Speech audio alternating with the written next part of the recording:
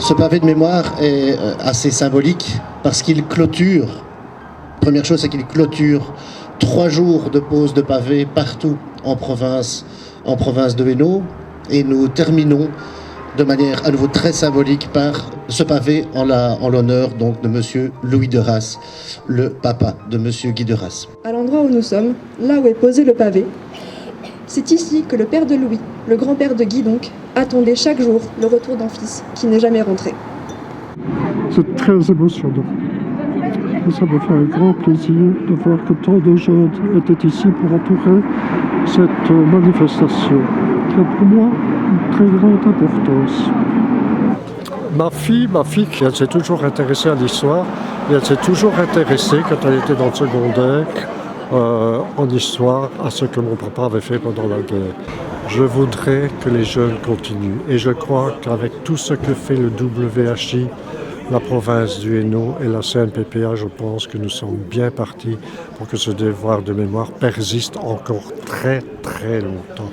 C'est à nous de continuer le combat pour ne pas oublier tout ce qui s'est passé et tout ce qu'il a fait pour avoir un pays libre. Et c'est un combattant, et c'est ça que je retiens.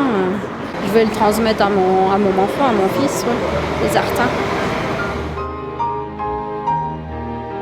Le EHI est chargé du travail de mémoire et ça concerne le rappel, le souvenir de tous ceux qui sont morts pour la patrie, mais aussi pour la lutte contre le nazisme et contre les extrémismes. Et dans ce cas-ci, il faut savoir que le EHI a beaucoup de contacts avec les associations patriotiques via son réseau, je dirais, son réseau d'amis, comme la CNPPA, mais aussi Hainaut Mémoire et la Fondation Auschwitz.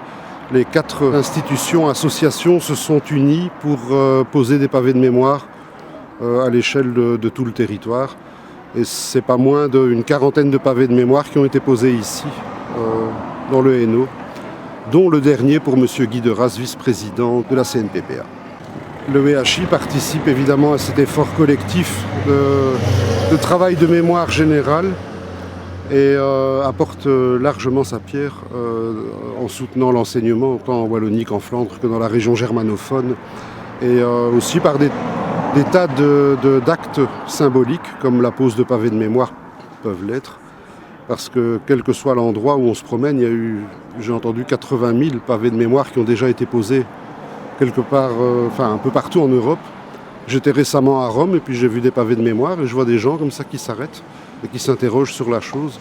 Donc tout ça sont un ensemble de petits éléments, tant au niveau symbolique qu'au niveau éducatif, qui participent de l'importance de notre travail.